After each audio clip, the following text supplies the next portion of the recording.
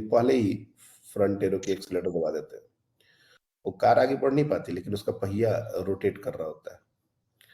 That is called skidding.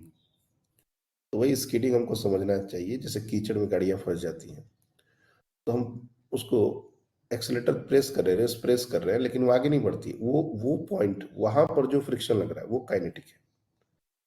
वहां पर relative motion हो रहा है। जहां जहां टचिंग, मतलब का जो टायर है जहां जहां टच कर रहा है, वहां पर रिलेटिव मोशन हो रहा है।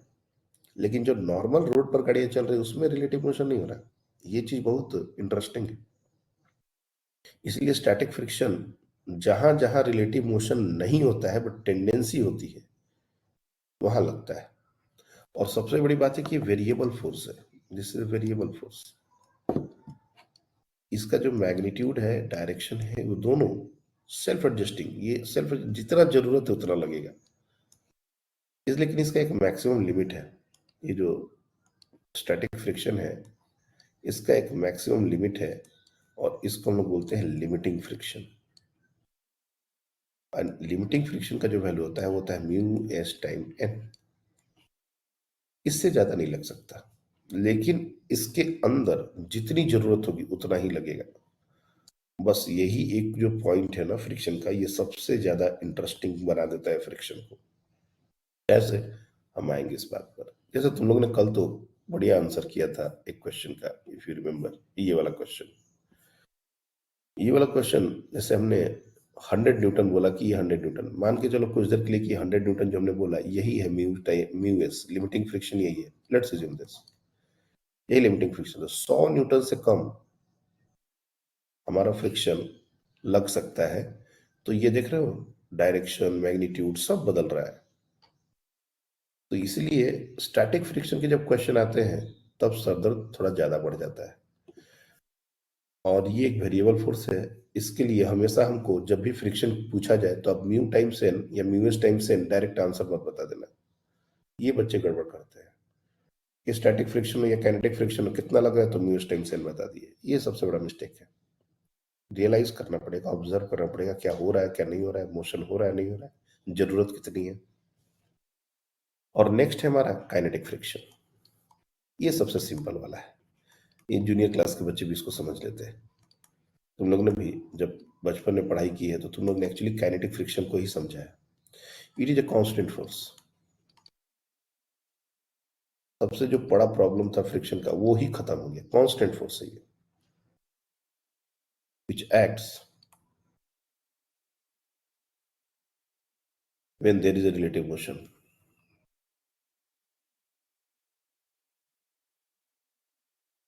टेंडेंसी की बात नहीं है, एकदम से रिलेटिव मोशन स्टार्ट हो चुका है। when there is a relative motion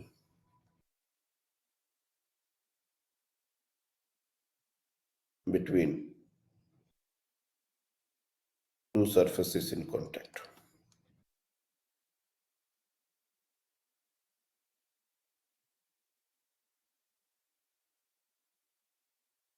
और काइनेटिक फ्रिक्शन का जो वैल्यू होता है वो होता है म्यू के टाइम्स एन। ये हमने कल ही बताया था कि म्यू के और म्यू एस में म्यू के थोड़ा छोटा होता है, म्यू एस थोड़ा बड़ा होता है। और रीजन भी बताया था कि जब बॉडी रेस्ट में होती है तो बॉन्डिंग जो होती है वो ज्यादा अच्छे से हो जाती है, इंटरलॉकिंग अच्छे से हो जाती है। इसलिए ये चीज होता है। अब यहाँ पर इनइक्वालिटी लगाए, यहाँ पर इक्वल टू लगाए, तो ये बहुत बात ध्यान से समझना है। अब जैसे मान लो कल का जो क्वेश्चन था उसी पर हम लोग एक ग्राफ ड्रॉ कर सकते हैं। जैसे मान लो यहाँ पर एक ब्लॉक है, एक ब्लॉक है, लेट से ये 5 kg का ब्लॉक है। वी डोंट नीड वैल्यूज, लेकिन चलो मैंने ले लिया। और म्यू एस का वैल्यू कुछ देर पहले दिया 0.8 और म्यू के का वैल्यू लग दिया 0.6। और ये जो फोर्स है इसको हम धीरे धीरे बढ़ा रहे हैं। We are increasing this force with time. इसको चाहो तो F is equal to K T ऐसा लिख सकते हैं। के मतलब एक कांस्टेंट है, 2t 3t 5t ऐसा। चलो के मत लिखो, कुछ वैल्यू ही ले लो ताकि तुमको समझ में आए। F is equal to let say 2t, where T is time. ये हमारा टाइम है। तुम देख सकते हैं जब टी जीरो था तो फोर्स जीरो था, और जैसे जैसे टाइम बढ़ेगा फोर्स वेरिएबल है तो बढ़ेगा। और हमसे बोला गया कि इसका एक ग्राफ ड्रॉ कीजिए। force versus frictional force. We are going to draw a graph between force, applied force and frictional force. तो सबसे पहले तो T0 पर हमारा अप्लाइड फोर्स जीरो है, और अप्लाइड फोर्स जब जीरो है तो फ्रिक्शन नहीं लगेगा, क्योंकि बॉडी में कोई टेंडेंसी नहीं है, मूवमेंट का तो बात ही छोड़ दो, बॉडी में कोई टेंडेंसी नहीं है। तो इसका मतलब graph must start from origin. ये सब छोटे छोटे बाउंड्री कंडीशंस हमको समझ में आनी चाहिए। कोई भी ग्राफ जब हम ड्रॉ करते हैं तो उसका बाउंड्री कंडीशन होता है। बाउंड्री कंडीशन मतलब ग्राफ कहाँ से स्टार्ट होगा, ग्राफ कहाँ एंड होगा, किस तरह का उसका नेचर होगा, ये सब चीजें ऑब्जर्व करनी बहुत जरूरी है। भले ही उसका इक्वेशन हम कुछ देर के लिए न बना पाए, हमारा मैथ्स उतना अच्छा नहीं हो, लेकिन हमको बाउंड्री कंडीशन अगर समझ में आते हैं तो हमारे पास ऑप्शन रहेगा, तो हम इसको एलिमिनेट कर सकते हैं और एलिमिनेट करके एक ही आंसर पर पहुंच सकते हैं। नाउ हमको क्या करना चाहिए, इसका ग्राफ ड्रॉ करने से पहले इसके लिमिटिंग फ्रिक्शन और काइनेटिक फ्रिक्शन का वैल्यू निकालना चाहिए। एफ लिमिटिंग, तुम देखोगे यहाँ पर इसका एफईडी अगर बनाया जाए तो ये हो जाएगा 5G, और ये हो जाएगा नॉर्मल। चूंकि वर्टिकल डायरेक्शन में कोई मूवमेंट नहीं है तो यहाँ से हम लिख सकते हैं n is equal to 5G। ये जो मैं बार बार बोलता हूँ, क्योंकि वर्टिकल डायरेक्शन में कोई मूवमेंट नहीं है इसलिए n is equal to 5G, ये मैं भी नहीं बोलता, सीधे सीधे बोल देता कि n is equal to 5G। ये इतना सारा बात क्यों बोला हमने, इतना सारा बात इसलिए बोला कि नॉर्मल 5G के बराबर हो भी सकता है और नहीं भी, ये सारी चीजें हमने बताई हैं। तो हमेशा कोई भी सिचुएशन हो और तुम चुपचाप n is equal to mg ऐसा लिख देते हो तो गड़बड़ है। हो सकता है ये पूरा सिस्टम लिफ्ट के अंदर हो सकता है ये फ्री फॉल के अंदर हो, और तुमने आंख बंद करके, चूंकि ये mg है और नॉर्मल है तो n is equal to mg लिख दिया, तो गड़बड़ है। हमको तो देखना पड़ेगा ना कि वर्टिकल डायरेक्शन में अगर कोई मूवमेंट नहीं हो रहा तभी n is equal to mg है। अगर ये ऊपर जाने लगा एक्सेलरेशन ए से, ये नीचे जाने लगा एक्सेलरेशन ए से, तब ये नॉर्मल जो है वो g प्लस ए, g माइनस ए ऐसा वैल्यू लेगा। है ये एक सिंपल केस है।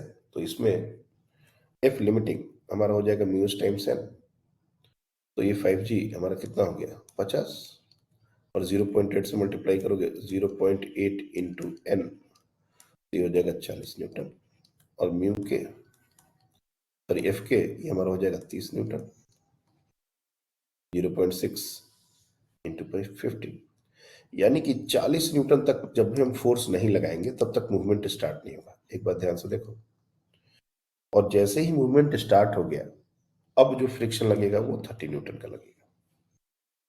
यानी कि अगर मैं पूछूं कि at what time the body will start motion या बॉडी विल लूज कांटेक्ट, तो क्वेश्चन जैसे मान लो पूछा गया at what time body will lose contact, या फिर एक्स जो बॉडी है वो मूवमेंट स्टार्ट किया, ऐसा भी क्वेश्चन पूछ सकते हैं।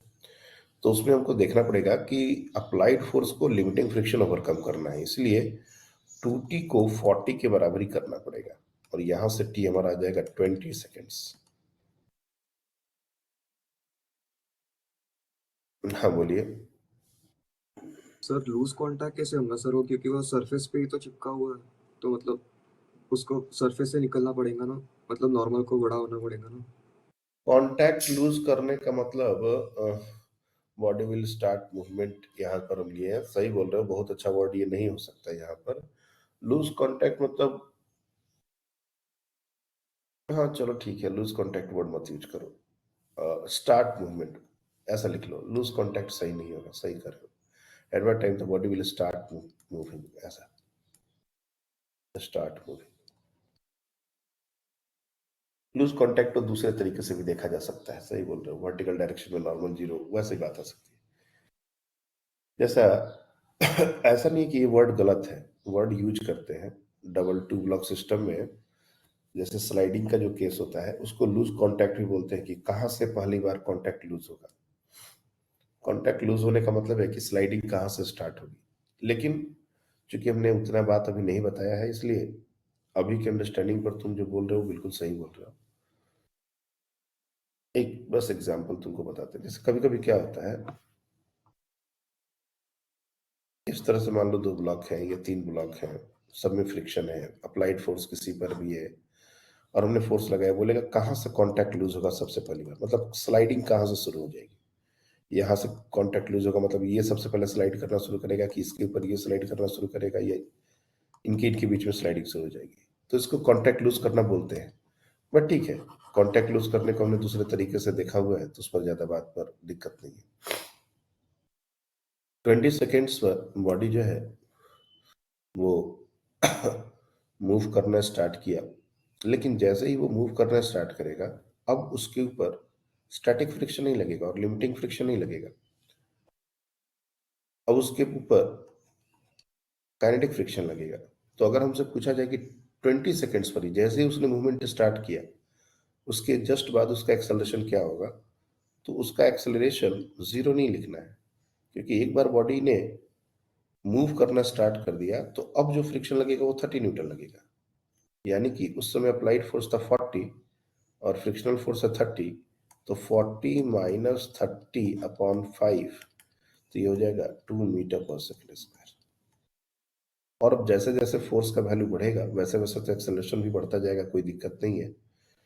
वो हम लोग जनरल एक्सप्रेशन अगर एक्सेलरेशन का लिखना हो तो हम लोग लिख सकते हैं दैट इज 2t माइनस 30/5, ये हमारा जनरल एक्सप्रेशन हो गया after t greater than 20 seconds के बाद ये एक्सेलरेशन का टर्म हो गया। लेकिन अगर t लेस देन 20 रहे तब एक्सेलरेशन जीरो होगा, ये बात हमको समझनी पड़ेगी। इवन इफ, जैसे ये लिख देता हूं मैं, t लेस देन 20, तो एक्सेलरेशन हमारा जीरो होगा even if the applied force is greater than the kinetic friction. हमारा जो अप्लाइड फोर्स है वो 40 न्यूटन, तो 30 को तो पहले ही क्रॉस किया हो गया ना, 15 सेकंड पर ही इसका वैल्यू 30 हो गया, लेकिन 30 पर मूवमेंट स्टार्ट नहीं होगा। मूवमेंट स्टार्ट होने के बाद 30 लगेगा, वो सही बात है, लेकिन मूवमेंट स्टार्ट करने के लिए इसको लिमिटिंग फ्रिक्शन को ही ओवरकम करना होगा, ये बात हमको समझ में आनी चाहिए। और अगर इस बात को मैं ग्राफ के माध्यम से दिखाऊं, तो 20 सेकेंड्स के पहले जितना हमारा अप्लाइड फोर्स है उतना ही फ्रिक्शनल फोर्स है, और वो स्टैटिक नेचर का है, इसमें कोई दो राय नहीं है। तो if you want to show the frictional force will in backward direction, और ये स्टार्टिंग में स्टैटिक रहेगा अप टू 20 सेकेंड्स। तो चूंकि मैंने कैपिटल एफ और स्मॉल एफ के बीच में ग्राफ ड्रॉ किया है, तो यहाँ पर टाइम के रेस्पेक्ट में ग्राफ ड्रॉ कर सकते हैं, कोई दिक्कत नहीं है, वो भी कर लेंगे, लेकिन ये बहुत कॉमन ग्राफ है तो इसको ध्यान से देखो। तो जीरो से स्टार्ट होगा और जब तक अप्लाइड फोर्स 20 न्यूटन नहीं होता, ये दोनों बराबर होंगे, तो मतलब straight line passing through the origin and making an angle 45 degree, ये हमारा 45 डिग्री का एंगल होना चाहिए। और ये कहां तक जाएगा, तो ये जाएगा अप टू 20, अप्लाइड फोर्स का, सॉरी अप टू 40। एक्चुअली हमने कोऑर्डिनेट्स गलत बना दिए हैं, इसको जो एक्चुअल बुक में होता है उसको ऐसे ही बना लो। ये कैपिटल एफ स्मॉल एफ हमने गड़बड़ कर दिया, ये स्मॉल एफ ऊपर है, कैपिटल एफ नीचे है, वैसे भी कर सकते थे, कोई दिक्कत नहीं है। तो ये हमारा, ये यहां से यहां तक ये ग्राफ गया और ये हमारा 40 न्यूटन है, तो यहाँ भी ये 40 न्यूटन है और दिस इज लिमिटिंग फ्रिक्शन। लेकिन जैसे ही अप्लाइड फोर्स 40 से ज्यादा हुआ, अब ये जो फ्रिक्शन है वो 30 लगेगा, तो यहाँ पर there is a slight decrease, यहाँ पर थोड़ी डिसकंटिन्यूटी होती है, और जो ग्राफ है वो बिल्कुल ऐसे कांस्टेंट लाइन ले लेगा ऑलमोस्ट, ये हमारा 30 न्यूटन हो जाएगा। अब चाहे हम अप्लाइड फोर्स कितना भी बढ़ा दें, हमारा जो फ्रिक्शनल फोर्स है वो एक कांस्टेंट वैल्यू रीच कर गया है। So this is the graph of frictional force versus applied force, और ये एंगल 45 डिग्री होता है, और इस तरीके से हम ड्रॉ कर सकते हैं। टाइम के लिए भी बना सकते हैं, टाइम के साथ भी अगर बनाना हो तो इंटरेस्टिंग है, इसको नोट करके कोशिश करो तो एक बार टाइम के साथ बनाने का।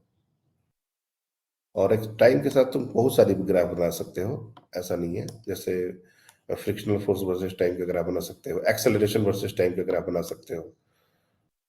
एक दो ग्राफ मैं तुम लोग को देता हूं, देखो कर पाते हो क्या। एक ग्राफ है फ्रिक्शनल फोर्स वर्सेस टाइम, और दूसरा ग्राफ है एक्सेलरेशन वर्सेस टाइम। क्योंकि हमने इस पर सारी बातें कर ली हैं, इसलिए तुम लोग कोशिश कर सकते हो। Acceleration of the block versus time, ये दो ग्राफ ड्रॉ करो तो, क्योंकि हमने फोर्स को टाइम के टर्म्स में दे दिया है इसलिए ये दोनों ग्राफ पॉसिबल है। अगर मैं सिंपली लिख देता कि फोर्स को इंक्रीज कर रहे हैं टाइम के साथ तो ये बात लिखना थोड़ा सा दिक्कत होता। चलिए ट्राई कीजिए।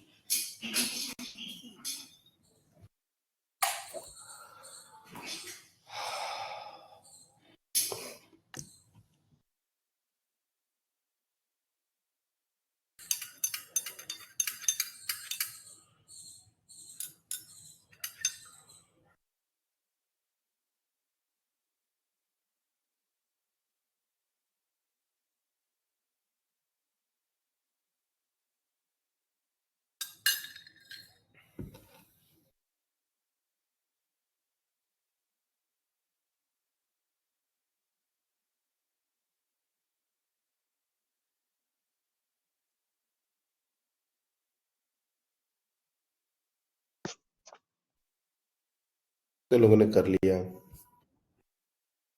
क्या?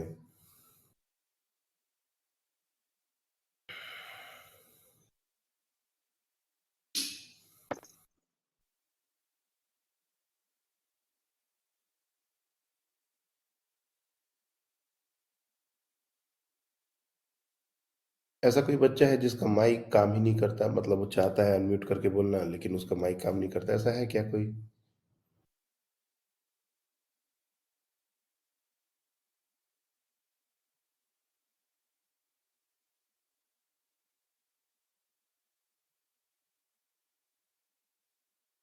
एक बच्चे ने इसको किया है,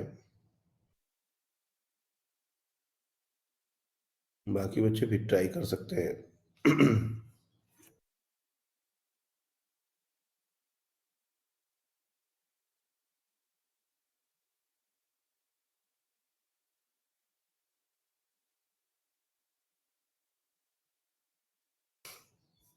ओके,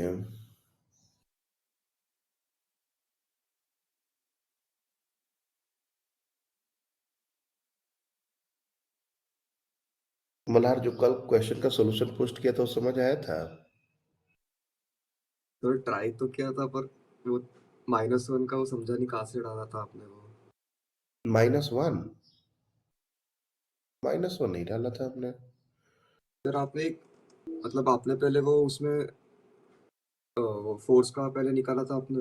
उसमें लिख दिया था कि वो जरूरी नहीं है, उस क्वेश्चन के लिए वो जरूरी नहीं है, लेकिन बहुत बार क्वेश्चन में फोर्स की बात पूछी जाती है इसलिए हमने डाल दिया, क्योंकि इक्विलिब्रियम पोजीशन एक्चुअली ये जो मोशन होगा ना, ये काइंड ऑफ ऑसिलेटरी मोशन होगा, मतलब बॉडी एक जगह तक जाएगा फिर वापस आएगा फिर एक जगह जाके रुकेगा, फिर ऐसे to and fro kind of motion. -3 जो है ना वो एक तरीके से एक्सट्रीम पोजीशन है। ये पूरा एनालिसिस अगर हम समझना चाहेंगे तो ये बहुत बड़ा हो जाएगा। पहले तुम जो भी सॉल्यूशन दिया है बस उतना, और सारे बच्चे वर्क एनर्जी पावर पढ़ना शुरू कर दिए तो सब बच्चों के लिए ही ये एक्सप्लेनेशन है। ओके, एक्सप्लेनेशन ये है कि किसी बॉडी को कहीं से भी अगर छोड़ते हैं और कोई भी डिसिपेटिव फोर्सेस नहीं है, इन द सेंस कि जिसके कारण एनर्जी का लॉस हो, उसकी टोटल मैकेनिकल एनर्जी कंजर्व होती है, टोटल मैकेनिकल एनर्जी कांस्टेंट होती है। अब क्वेश्चन में बोला गया कि -3 पर हमने उसको छोड़ा है, तो -3 पर छोड़ा है तो उसका पोटेंशियल एनर्जी का फंक्शन दिया गया तो पोटेंशियल एनर्जी तो निकल ही जाएगा, और छोड़ा है ऐसा बोला है इसका मतलब कि काइनेटिक एनर्जी 0 है। पोटेंशियल एनर्जी फंक्शन से निकल गया, काइनेटिक एनर्जी 0 है तो टोटल मैकेनिकल एनर्जी हमने निकाल लिया। नाउ अब बोल रहा है कि मैक्सिमम एक्स का वैल्यू क्या होगा, यानी कि उस एक्स के बाद बॉडी जा ही नहीं पा रहा, यानी कि उस पर्टिकुलर पॉइंट पर बॉडी की वेलोसिटी को 0 करना पड़ेगा, क्योंकि अगर बॉडी उस पॉइंट को क्रॉस कर गया तो मैक्सिमम पॉइंट कैसे हो सकता है। इसीलिए हमने जो सॉल्यूशन भेजा था उसमें एट जो भी एक्स का वैल्यू हमको निकालना है उस एक्स पर वेलोसिटी 0 होगी और काइनेटिक एनर्जी 0 होगा, ऐसा हमने लिखा है। तो जब काइनेटिक एनर्जी 0 हो गई मतलब कि उसकी टोटल मैकेनिकल एनर्जी ये पोटेंशियल एनर्जी ही होगी। तो फिर से मैंने उस पोटेंशियल एनर्जी जिसका वैल्यू आया था 105 जो कि -3 पर था, उससे उसको इक्वेट कर दिया। तो एक क्वाड्रेटिक है और क्वाड्रेटिक को सॉल्व करोगे तो दो वैल्यूज आएंगे, एक आएगा -3 और एक आएगा 7। तो -3 एक एक्सट्रीम पोजीशन है और +7 दूसरा एक्सट्रीम पोजीशन है। अब कहोगे सर मीन पोजीशन कौन सा है जिसके टू एंड फ्रो मूवमेंट हो रहा है? तो जो फोर्स निकाला था अगर उसको तुम 0 के बराबर इक्वेट कर दोगे तो उससे भी एक x का वैल्यू आएगा। और अगर मेरे को डेटा अच्छे से याद हो तो वो x इज इक्वल टू 2 है। तो 2 पर बॉडी इक्विलिब्रियम में है, यानी कि 2 से लेफ्ट में 5 यूनिट्स जाएगा और 2 से राइट में 5 यूनिट जाएगा और इस तरह से ये टू एंड फ्रो मूवमेंट करता रहेगा। ये बॉडी इनफाइनाइट एक्स पर जाने के लिए फ्री नहीं है, ना ही ये -3 से पीछे जा पाएगा और ना ही ये +7 से आगे जा पाएगा। और ये अच्छा क्वेश्चन है। हाँ सर, मुझे लगा था क्वाड्रेटिक है इसलिए मतलब एक्स की मतलब इनफाइनाइट वैल्यूज हो सकती है, तो 8 लग रहा था, पर मैंने वो छोड़ दिया क्योंकि वो डाउट आ रहा था। कांस्टेंट होनी चाहिए, इसका कॉन्सेप्ट है। इस पर और भी अच्छे अच्छे क्वेश्चन बनते हैं, लेकिन जो सोल्यूशन हमने दिया है ना, अगर ये सोल्यूशन समझ में आ जाएगा तो सारे क्वेश्चन हो जाएंगे। चलिए हम लोग ग्राफ पर आते हैं। देखो ग्राफ तो देख नहीं सकते हैं, लेकिन अ, जो लोग ने भी कर लिया है अच्छी बात है। देखो एक बार, ये ग्राफ का भी जो नेचर है ना, ये बिल्कुल जो अप्लाइड फोर्स का ग्राफ था, फोर्स वर्सेस अप्लाइड फोर्स, ये लगभग सिमिलर है। कैसे? जैसे 20 सेकंड्स के पहले, before 20, let's say t is less और इक्वल देन 20 सेकंड्स, इस रीजन में अगर हम जाए तो ब्लॉक के ऊपर एक फोर्स लग रहा है हमारा applied force, that is equal to 2t, और एक हमारा लग रहा है फ्रिक्शनल फोर्स, ये स्टैटिक फ्रिक्शन का बात है। दोनों जब मूवमेंट नहीं हो रहा तो ये दोनों तो बराबर ही होंगे, मतलब F is equal to 2t, F S is equal to 2t, मतलब y is equal to mx kind of relation. तो एक ग्राफ तो होना ही पड़ेगा। तो ये ग्राफ 45 डिग्री एंगल नहीं बनाएगा, लेकिन ये 2t के लाइक दिस, और ये कहां तक जाएगा? लगभग t इज इक्वल टू 20 तक ये ग्राफ जाएगा, जब तक मूवमेंट नहीं हो रहा। बहुत अच्छी बात है, काफी सारे बच्चों ने आज हैंड रेस कर रहे हैं, गुड, दिस इज गुड। और ये वैल्यू जो है वो हमारी हो जाएगी 40, और इसके बाद जब हम टाइम को बढ़ाते हैं तो हमारा मूवमेंट स्टार्ट हो जाता है, इसलिए यहाँ पर एक फॉल है, डिसकंटिन्यूटी है यहाँ पर, और ये ग्राफ 30 पर आके फिर से ऐसा हो जाएगा। लेकिन ये 45 नहीं होगा, दिमाग में ये बात याद रखो, क्योंकि यहाँ पर ये y इक्वल टू 2x है, y इक्वल टू 2t, तो ये हमारा एंगल 45 नहीं होगा। कितना होगा तो लिख सकते हैं हम लोग, tan इनवर्स 2, ये जो थीटा है वो हमारा tan थीटा 2 के बराबर है। ये 45 डिग्री नहीं है, इसलिए थीटा अगर पूछा जाए तो ये tan इनवर्स 2 हो जाएगा, जबकि यहाँ पर थीटा 45 डिग्री था। बस थोड़ा सा ये फर्क है। क्या सबने ये ग्राफ सही कर दिया? फर्स्ट वाला ग्राफ सबका सही हो गया? एंगल वगैरह प्रिसाइज सबने देखा है? नहीं? चलिए कोई बात नहीं। ग्राफ अगेन एक टीडियस टास्क होता है, समय के साथ ही चीजें समझ आती है। अब एक्सेलरेशन की बात कर ले, तो जैसे मैंने एक्सेलरेशन का एक्सप्रेशन साफ साफ लिखा हुआ है, टी लेस और इक्वल देन 20 के लिए 0 है, मतलब ये ग्राफ अपना ये एक्स एक्सिस के पास ही रहेगा अब तक। ये हमारा टी इक्वल टू 20 सेकेंड्स है, एक्सेलरेशन है ही नहीं। लेकिन जैसे ही 20 के बाद हम जा रहे हैं तो देख रहे हो 2t माइनस 30/5, ये इक्वेशन ले, और ये एक straight line not passing through the origin, positive slope negative intercept. ये जो एक्सेलरेशन है इसको तुम अगर ध्यान से देखो तो ये 2t माइनस 30/5, ये आने का मतलब है कि 2/5t minus 6, positive slope negative intercept, और ये कुछ यहीं से ऐसा पास होगा, मतलब acceleration will go like this. और इसको पीछे अगर एक्सटेंड करेंगे, का चाहो तो करके देख सकते हो, तो ये -6 को टच करेगा, और ये जो एंगल है अल्फा, ये हो जाएगा tan alpha is equal to 2/5। This would be the graph of acceleration. Acceleration का ग्राफ, ओके एक बार मैं सबका हैंड लोअर कर दूं, कुछ पूछा जाए अब। एक्सेलरेशन का ग्राफ कितने लोगों का सही हो गया? गुड गुड, बहुत बढ़िया। अरे वाह, क्या बात है। तो मैक्सिमम लोगों ने ग्राफ सही किया है, दैट इज गुड। तो इस कॉन्सेप्ट के ऊपर बेस्ड क्वेश्चन आ सकते हैं कि भाई काइनेटिक फ्रिक्शन अलग है, स्टैटिक फ्रिक्शन अलग, म्यू एस म्यू के अलग अलग दिया गया है, तो किसी भी टाइम पर एक्सेलरेशन क्या होगा। ये एक पार्ट है। एक दो और चीजें हैं जो समझनी पड़ेंगी। एक होता है एंगल ऑफ फ्रिक्शन और एक होता है एंगल ऑफ रिपोज। इसको भी लास्ट कॉन्सेप्ट है, इसको थ्योरेटिकल, इसको समझ लो।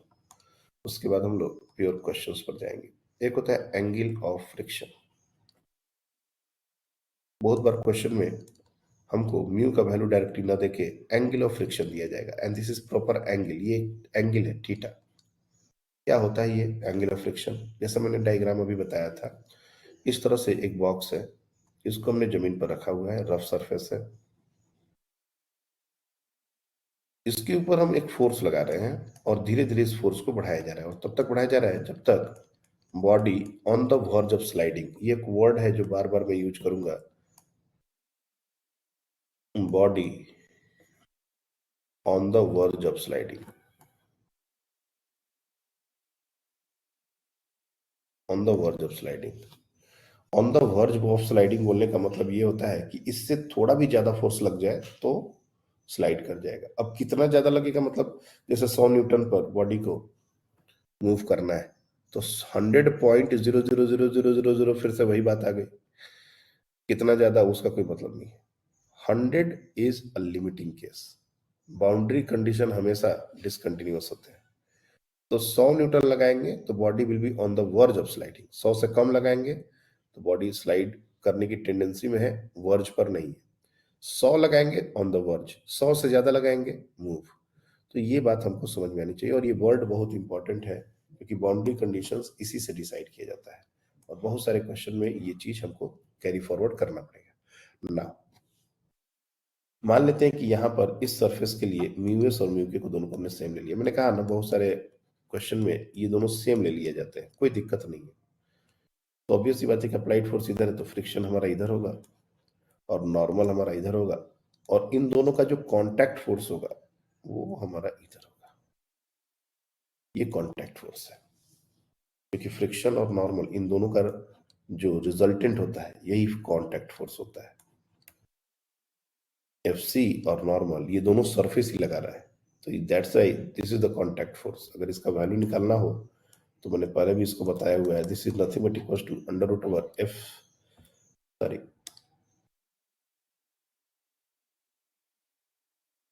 Under root over F square plus N square. ये किसी भी इंस्टेंट ऑफ टाइम पर कांटेक्ट फोर्स है। लेकिन अगर body on the verge of sliding हो, उस समय ये जो कांटेक्ट फोर्स नॉर्मल के साथ जो एंगल बनाता है, इस angle is called angle of friction. When, इसको ऐसे लिख सकते हैं, when body is on the verge of sliding, then angle made by contact force with normal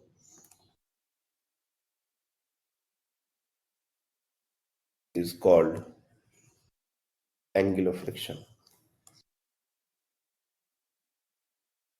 अब कि हम लोग को कुछ कुछ चीजें पता है, तो उसके बेसिस पर ये थीटा कितना होगा वो निकाल सकते हैं। ये बात तो तय है कि जब body on the verge of sliding है तो अप्लाइड फोर्स, फ्रिक्शनल फोर्स, और ये एफ लिमिटिंग के बराबर है, और ये हमारा म्यू टाइम्स एन के बराबर है। तो अगर मैं एंगल की बात करूं, ये हमारा कॉन्टैक्ट फोर्स है, सॉरी, ये हमारा कॉन्टैक्ट फोर्स है और ये हमारा एंगल है। तो ये tan ऑफ थीटा अगर लिया जाए तो tan theta is nothing but equals to f by N, और f का वैल्यू अगर mu times n by N कर दें तो ये सिंपली म्यू हो जाएगा, यानी कि theta is equals to tan inverse mu. तो basically mu is equals to tan theta, या tan theta is equals, theta is equals to tan inverse mu. ये चीज हमको ध्यान में रखनी है कि कोई क्वेश्चन में क्या होगा कि हमको एंगल ऑफ फ्रिक्शन बोल के दे देगा, म्यू डायरेक्टली देगा ही नहीं। तो एंगल ऑफ फ्रिक्शन अगर दिया गया है तो उसका तुम tan थीटा निकाल दो और यही हमारा म्यू का वैल्यू हो जाएगा। हमारे लिए यही इसका ज्यादा सिग्निफिकेंस रोल है। बाकी और भी बातें हो सकती हैं, लेकिन ये सबसे इंपॉर्टेंट है। किसी क्वेश्चन में म्यू डायरेक्टली अगर ना देखे, सीधे सीधे एंगल ऑफ फ्रिक्शन दिया, तो तुम उसका tan थीटा निकालो और वही म्यू के जैसा बिहेव करेगा। दूसरा होता है एंगल ऑफ रिपोज। क्या होता है? उसमें भी सिमिलर एक्सप्रेशन आते हैं, बट वो थोड़ा सा एक्सप्लेनेशन अलग है। एंगल ऑफ रिपोज,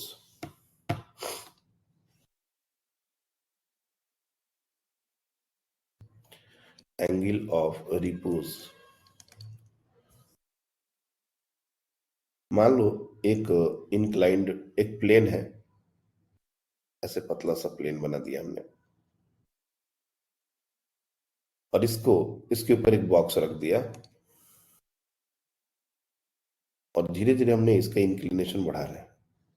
सपोज धीरे धीरे ये कुछ इस तरह का पोजीशन ले रहा है, धीरे धीरे इस तरह का पोजीशन ले रहा है, और ये बहुत स्लोली कर रहे हैं हम लोग, और तब तक कर रहे हैं कि जब तक बॉडी जो है on the verge of sliding ना हो। Again the same thing, on the verge of sliding.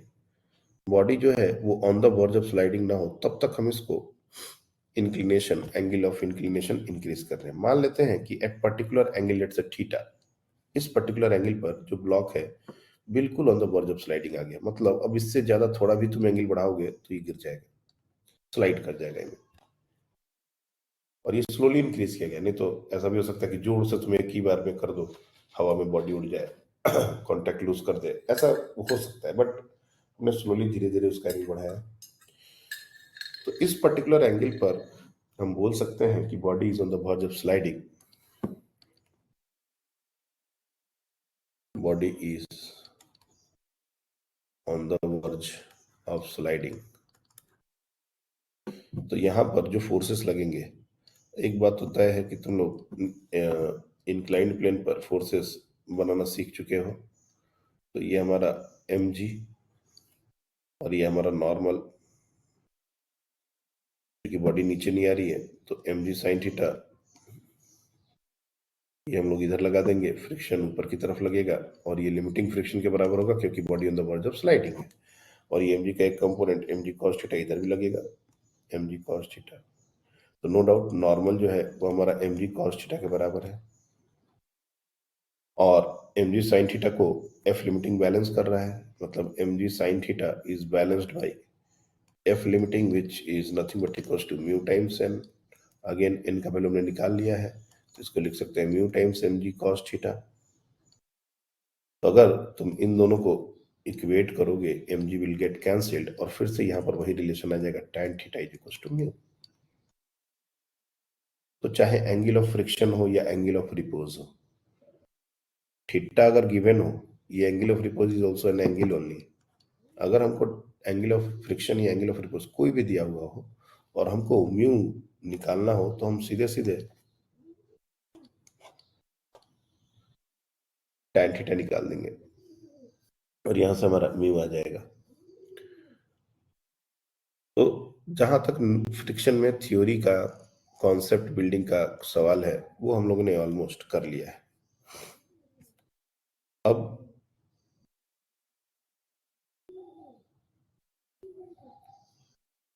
इस पर क्वेश्चंस बनेंगे, और बेसिक सवाल शुरू में जैसे हमने कल एक दो क्वेश्चन किए थे, अब हम लोग उससे थोड़ा सा अच्छा सवाल लेंगे। पहले कहीं भी फ्रिक्शन में, क्योंकि तुम लोग पहले पढ़ चुके हो, थ्योरेटिकल एस्पेक्ट पे कहीं पर कोई डाउट है? थ्योरेटिकल एस्पेक्ट पर, न्यूमेरिकल तो अभी हम लोग करने जा रहे हैं, तो बहुत सारे न्यूमेरिकल अभी करेंगे तो चीजें और अच्छे से होंगी समझ में। लेकिन कोई ऐसा बात जो फ्रिक्शन में सर ऐसा क्यों होता है, वैसा क्यों होता है बोल के, अगर कुछ थ्योरेटिकल एस्पेक्ट में डाउट है तो वो तुम लोग अभी डिस्कस कर सकते हो, क्योंकि अब इसके बाद जो बाकी का अंडरस्टैंडिंग है फ्रिक्शन का, वो क्वेश्चन के थ्रू ही क्लियर होगा, वो ऐसे क्लियर होगा नहीं। चलिए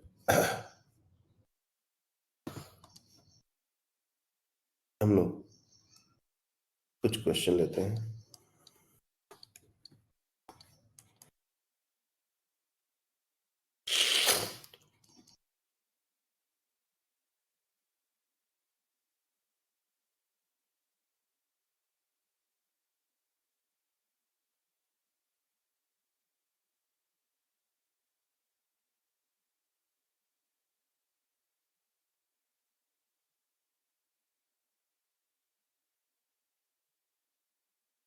इस तरह का एक सिस्टम दिया गया है और ये वैल्यू है कैपिटल एम।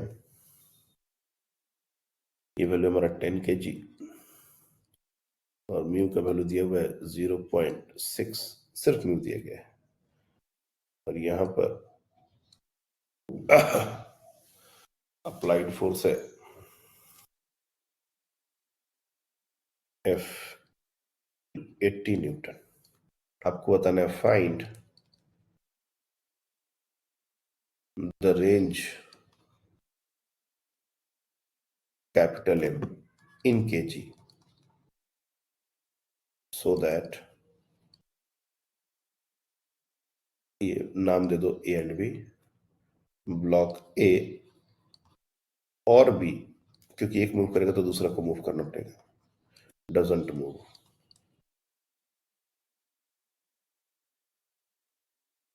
पहले तो हमको यही वर्ड को एक्सप्लेन करना पड़ जाएगा कि ये हमने रेंज क्यों दिया, वैल्यू क्यों नहीं पूछा। पहले मेरे को इस क्वेश्चन का आंसर चाहिए।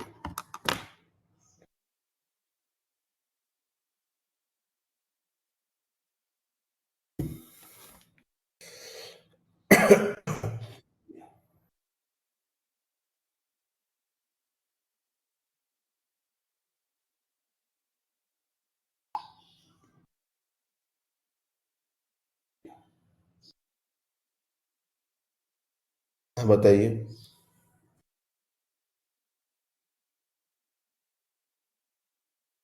नुपुर, आप बताओ। अच्छा एक मिनट, किसने किसने हैंड रेज किया है? ओके साची, आप बताओ साची। बलहार आपको मौका देंगे एक बार। सर रेंज है 0 मास इज ग्रेटर देन और इक्वल टू 0 और लेस देन और इक्वल टू 14 कीजिए। Greater than 0। ग्रेटर देन और इक्वल टू 0 और लेस देन और इक्वल टू 14 कीजिए। Okay, 0 is less than M is less or equal than 40। Sir 1414। अच्छा 14।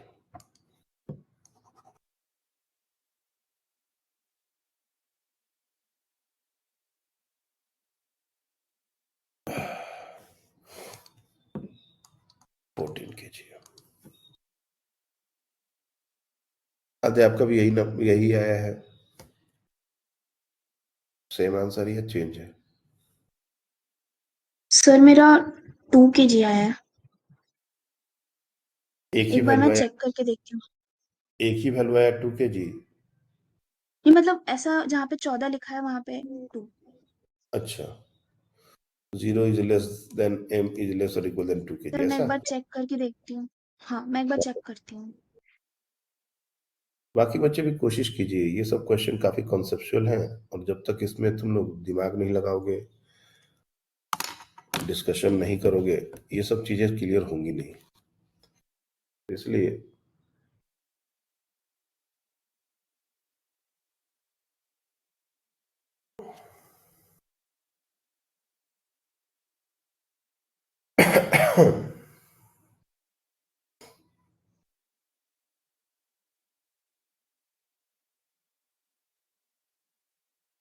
और किसने? हाँ आदित्य, आप बताएं। सर वो 14 kg वाला। 14 kg वाला ही आंसर आ रहा है? हाँ ओके। सर मेरे इसमें 2 kg वाला भी आ रहा है, मतलब दोनों आ रहे हैं मेरे। अरे फंसा दिया ना तुमको मला। तुम लोग ने रेंज को सही से समझा नहीं ना, मैंने कहा था रेंज को एक्सप्लेन करो, लेकिन तुम लोग रेंज को एक्सप्लेन करने से पहले कूद गए क्वेश्चन करने के लिए। और ये इंस्टीट्यूट की सर वो क्लास अगर नहीं, ये कॉन्सेप्चुअल क्लासेस है, इसमें बहुत ज्यादा अच्छे से दिमाग लगाना पड़ेगा पेशेंटली, तब जाके क्वेश्चन अच्छे अच्छे बनेंगे। हमको भागने का जल्दी थोड़ी ना है। रेंज का मतलब क्या होता है तुम लोग अभी भी नहीं इस बात को जस्टिफाई कर रहे हैं, यही बात मेरे को गड़बड़ लग रही है। हाँ सर वो आ यानी गया 2 से 14 के बीच में ऐसा है। हाँ, यानी कि हमारा m का एक मिनिमम वैल्यू होगा और m का एक मैक्सिमम वैल्यू होगा।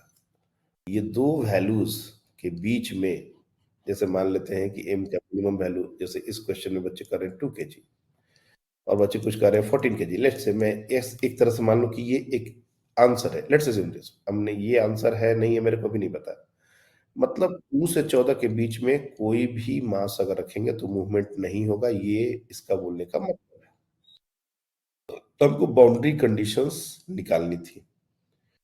2 से 14 के बीच में हम कुछ भी मास ले लें इस कैपिटल M का तो मूवमेंट नहीं होगा, ये हमको पता होना चाहिए। लेकिन अब ये 2 14 है या कुछ और है, क्योंकि बहुत सारे बच्चों ने आंसर दिया है, अभी हैंड रेज किया है, तो मैं एक बार चैतन्य से लेना चाहूंगा। बताओ m मिनिमम और m मैक्सिमम तुम्हारा क्या क्या है? सर 2 kg और 14 kg है। Okay, 2 and 14। और कृष्णा आप बताओ। Sir 0 to 0 to 2। हाँ अरे वाह, यहाँ पर दूसरे फेवर में भी लोग हैं, समझ ही नहीं आ रहा कौन किसका नेता है। चलो ओवी आप बता दो। सर मेरा रॉन्ग हुआ है, मेरा 10 kg आ रहा है सर। ओके, श्रावणी आप बताओ।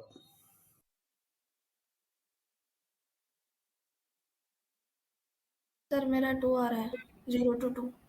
0 to 2। तो बहुत सारे बच्चे 0 to 2 आंसर कर रहे हैं। देखो ध्यान से, जो 10 kg का ब्लॉक है ऊपर में, उसी पर सारी बातें हमारी पटी हुई हैं। ये मास मूव नहीं करना चाहिए, क्योंकि नो मूवमेंट, एक बात याद रखो, नो मूवमेंट। नो मूवमेंट का मतलब ये है कि ये जो इसके ऊपर कैपिटल mg लग रहा है, तो टेंशन उसी के बराबर होना, और टेंशन यहां पर ऐसे होना। अब ये 10 kg का सिर्फ एफबीडी एक बार बना लो, इससे सारी बातें क्लियर हो जाएंगी। ये हमारा 10 kg का फोर्स है, और वर्टिकल डायरेक्शन में फोर्सेस बनाने का कोई मतलब नहीं है। वैसे हम बना सकते हैं, लेकिन जरूरत नहीं है। एक बार तुम चाहो तो नॉर्मल दिखाने के लिए इसको कर दो 10g, इसको कर दो नॉर्मल, और ये नॉर्मल 100 न्यूटन होगा, और लिमिटिंग फ्रिक्शन ये जरूरी है निकालना। तो 100 इंटू 0.6 ये हो जाएगा 60 न्यूटन। अब ध्यान दो, अगर अप्लाइड फोर्स 80 न्यूटन है, जो कि हमने क्वेश्चन में दे दिया है, तो बॉडी की टेंडेंसी, अगर हम टी का वैल्यू 80 से कम कोई भी वैल्यू रखते हैं तो लेफ्ट जाने की होगी, इसमें तो कोई दो राय नहीं है। और टी का वैल्यू 80 से ज्यादा रखते हैं तो राइट जाने की होगी। चलो मैं मिनिमम वैल्यू के लिए पहले सॉल्व करना चाहता हूं। तो मिनिमम वैल्यू के लिए टी का वैल्यू कम होना, तो टी का वैल्यू कम होना, यानी कि अब ये जब मूव करेगा लेफ्ट की तरफ तो फ्रिक्शन कैसा लगेगा? जब ये लेफ्ट की तरफ मूव करने लगेगा तो फ्रिक्शन लगेगा पीछे की तरफ, ऐसा। और मूवमेंट को स्टार्ट करने के लिए लिमिटिंग फ्रिक्शन हमने निकाला है, ये 60 न्यूटन होना चाहिए। लेकिन तब भी अप्लाइड फोर्स इतना ज्यादा है कि ये 60 न्यूटन को ओवरकम कर लेता अगर हम टेंशन को 0 कर देते तो जो पहला मल्हार का आंसर था कि 0, ये रॉन्ग हो रहा है। हमको टेंशन को 20 तो चाहिए ही, अगर मूवमेंट नहीं देना तो ये टेंशन 20 न्यूटन तो चाहिए ही चाहिए। और टेंशन 20 न्यूटन के लिए mg, ये हमारा t इक्वल टू mg जो बैलेंस हो रहा था, तो उसको 2 kg तो होना ही चाहिए। मतलब minimum value must be equal to 2 kg। लेकिन ये मिनिमम वैल्यू है, वेट, अभी क्वेश्चन कंप्लीट नहीं हुआ है। नाउ कैपिटल M के वैल्यू को हम बढ़ा रहे हैं, तो जब बढ़ाएंगे तो बॉडी में टेंडेंसी अब राइट जाने की भी हो सकती है, क्योंकि मास को हम बढ़ा रहे हैं। बढ़ाते बढ़ाते बढ़ाते हम इतना कर दिए कि हमारा अप्लाइड फोर्स छोटा पड़ गया। यानी कि अब फिर से अगर हम एक एफबीडी बना लें सिर्फ समझने के लिए, तो अब हमारा ये टेंशन है और ये हमारा अप्लाइड फोर्स है, और अप्लाइड फोर्स का वैल्यू है 80। तो हमारा अब टेंडेंसी टुवर्ड्स राइट जाने की है, तो फ्रिक्शन हमारा पीछे की तरफ लगेगा, और फ्रिक्शन हमारा पीछे की तरफ कितना लग सकता है? 60 न्यूटन। और इस टेंशन को अब इन दोनों को बैलेंस करना पड़ेगा, इससे ज्यादा लगेगा तभी इधर जाएगा। यानी 80 और 60 140 न्यूटन, टेंशन का हमारा 140 न्यूटन होना पड़ेगा। यानी कि कैपिटल एम का जो मैक्सिमम वैल्यू है 14 kg होना पड़ेगा। यानी कि ये जो डेटा जिसने भी दिया ये बिल्कुल सही डेटा था। तो हमारा फाइनल जो आंसर होना चाहिए दैट शुड बी, मैं यहां पर लिख रहा हूं, 2 इज लेस और equal than m is less और इक्वल देन 14। ये इस क्वेश्चन का एक्चुअल आंसर है। अब इसके बीच में तुम कुछ भी मास डाल दोगे ना तो ये मूवमेंट नहीं होगा फॉर श्योर। और हमको क्वेश्चन क्या आएगा, ये तुम्हारा नीट का क्वेश्चन नहीं है, ये क्वेश्चन कायदे से जेई का क्वेश्चन है। लेकिन अब नीट का क्वेश्चन इसमें कैसे बन जाएगा, ये m का 2 से 14 के बीच एक वैल्यू दे सकता है, या 14 से ज्यादा वैल्यू दे सकता है, या 2 से कम वैल्यू दे सकता है। ये 3 काम करेंगे। मैं क्या बोल रहा हूं, जैसे हमने एक रेंज निकाल लिया m का, तो तुमसे क्या क्वेश्चन पूछेगा, तुमसे इस तरह का क्वेश्चन नहीं पूछेगा नीट में। तुमको पूछेगा कि m जो है वो 1 kg है, एक्सेलरेशन बताइए। m जो है 5 kg है, क्या होगा acceleration, frictional force and all. और m जो है वो 15 kg है, अब क्या होगा एक्सेलरेशन, फ्रिक्शन एंड ऑल।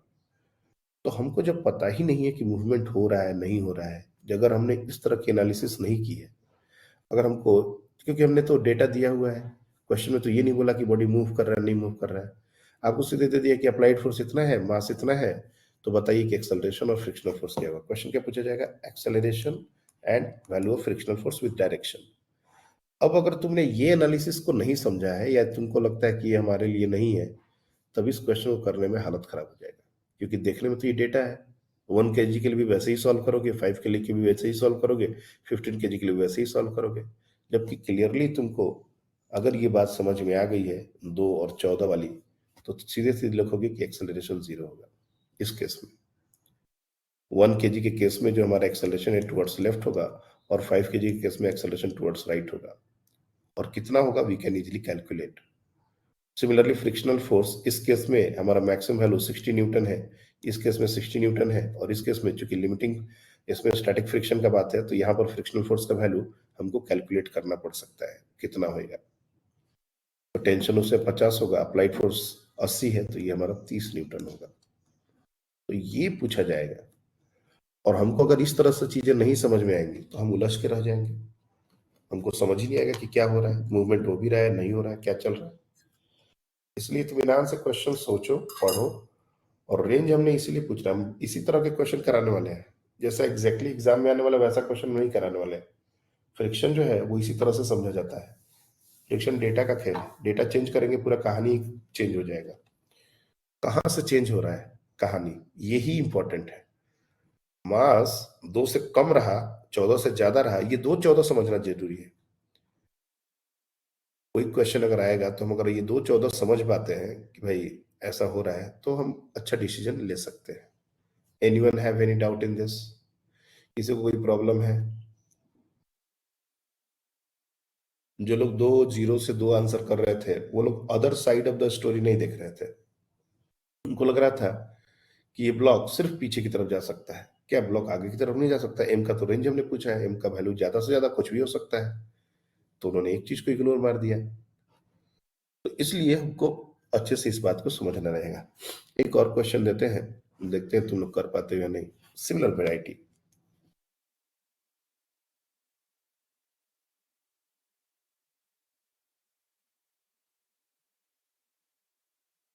ये हमारा है 37 डिग्री, लेट्स अज्यूम दिस।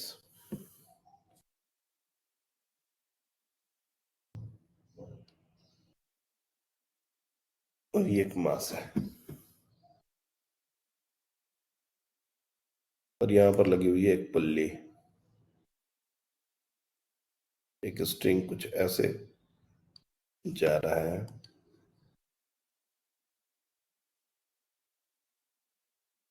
ये ब्लॉक है अगेन 10 kg का, और फिर से कैपिटल एम, फाइंड म्यू का वैल्यू दिया हुआ है 0.8, find the range of capital M so that no movement occurs.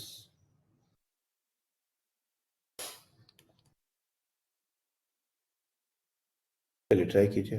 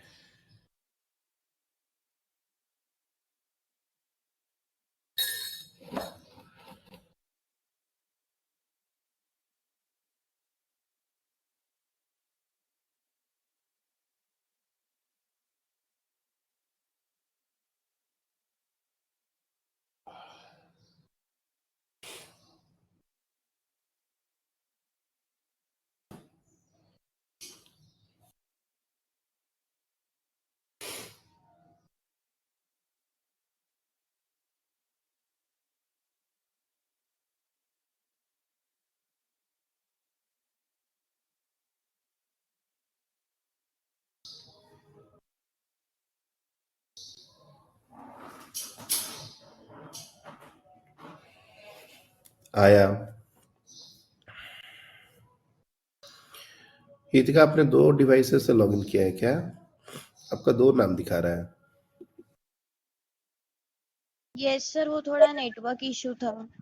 बराबर, कोई नहीं।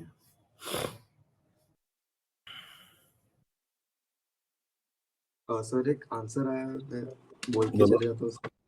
कोई नहीं, बोल के जाओ। सर मिनिमम मास 0 और मैक्सिमम 12.4। ओके, 12.5, 12.4। 12.4, ओके। चलिए नूपुर, आप बताएं। सर मिनिमम मास 0.4 और maximum mass 12.4। Okay, M minimum 0.4, M maximum 12.4। तो मैक्सिमम तो बिल्कुल मैच कर रहा है। आद्या आप बताएं, चैतन्य आप बताएं। सर मेरा 0 वाला है। अच्छा, यही वाला। गुड। चैतन्य सर आपका? मेरा 0 है। ओके। देखो, चूंकि समय बहुत ज्यादा नहीं है, इसलिए मैं इसको बता देता हूं कि जब भी इंक्लाइंड प्लेन के क्वेश्चन आते हैं ना, इंक्लाइंड प्लेन के क्वेश्चन, तो सबसे पहले एक टेस्ट और एक हम लोग को जो करना होता है वो आप हमेशा कीजिएगा, और वो है म्यू और टैन थीटा, इन दोनों को कंपेयर करना। Compare mu and tan theta. यहाँ पर म्यू दिया हुआ 0.8 और टैन थीटा टैन 37, ये हो जाएगा 3/4। 3/4 का मतलब था 0.75। इसका मतलब mu greater than tan theta है। जब भी इस तरह का सिचुएशन होता है, mu greater than tan theta, इसका मतलब ये होता है फ्रिक्शन इज इनफ। इसको प्रूव कर सकते हैं हम लोग, to hold the body. Friction जो है वो इनफ है बॉडी को मूव नहीं कराने के लिए। बॉडी स्लाइड नहीं करेगा, body will not slide.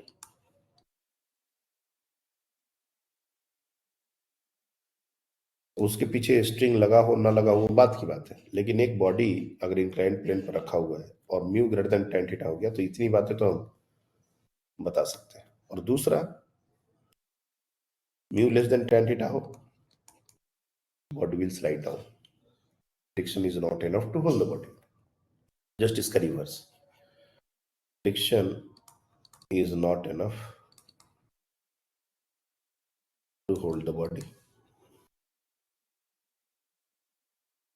Body will slide down.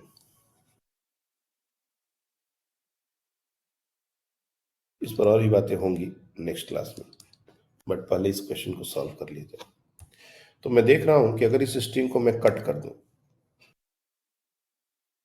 तब भी ये 10 kg मूव नहीं करेगा।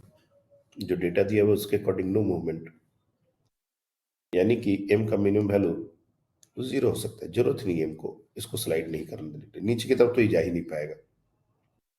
एक ही ऑप्शन है कि ये ऊपर की तरफ जाए। नीचे ये फ्रिक्शन ही है जो इसको रोक देगा, टेंशन की जरूरत ही नहीं पड़ेगी। अगर ये दूसरा वाला सिचुएशन हम देते, म्यू का वैल्यू 0.8 की जगह 0.6 दे देते, तब इसमें मिनिमम वैल्यू 0 के अलावा कुछ और हो सकता था। लेकिन चूंकि हमने म्यू का वैल्यू 0.8 दिया है, यानी कि ये पहले कंडीशन के अंदर है, टेंशन की जरूरत ही नहीं है, इसलिए 0 minimum value is absolutely correct.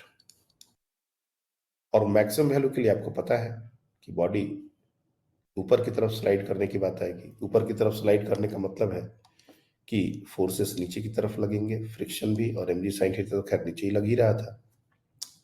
यानी कि टेंशन को, ये जो टेंशन है, ये टेंशन को कौन कौन से फोर्सेस को बैलेंस करना है, तो mg sin थीटा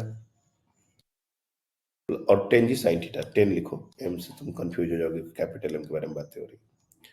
तो ये 10g sin 37 प्लस, अब चूंकि काइनेटिक फ्रिक्शन का बात है, स्लाइडिंग स्टार्ट होने का बात है, या लिमिटिंग फ्रिक्शन का लो जो भी, तो mu times mg cos theta, मतलब 0.8 इंटू 10g cos 37, ये हो जाएगा टेंशन का वैल्यू जिस पर movement just body on the verge of sliding होगा। 10g 100 है तो 100 इंटू 3/5 प्लस ये हमारा हो जाएगा 80 इंटू 4/5, और इसको अगर कैंसिल आउट करें तो ये हो जाएगा 60 प्लस इसको अगर करें ये हो जाएगा 80, सॉरी ये 16 होगा ना, ये 16 चौके 64, ये हमारा हो जाएगा 124 न्यूटन।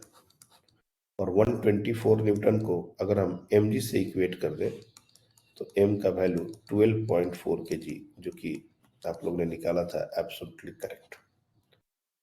तो ये आंसर बिल्कुल सही आंसर था। आई बात समझ में?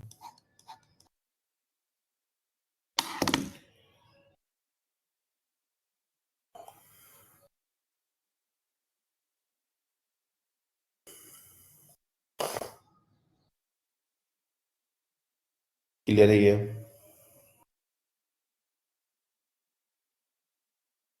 Yes sir. तो इस तरह के क्वेश्चन जो है वो नीट में कम पूछे जाते हैं, लेकिन अंडरस्टैंडिंग अगर हमको डेवलप करनी है तो ऐसे ही क्वेश्चन हमको अटेम्प्ट करने पड़ेंगे। नेक्स्ट क्लास में कुछ और क्वेश्चन होंगे। That's all for today. Thank you. Excuse me, sir. हाँ बोलिए। Happy Teachers' Day, sir. Thank you.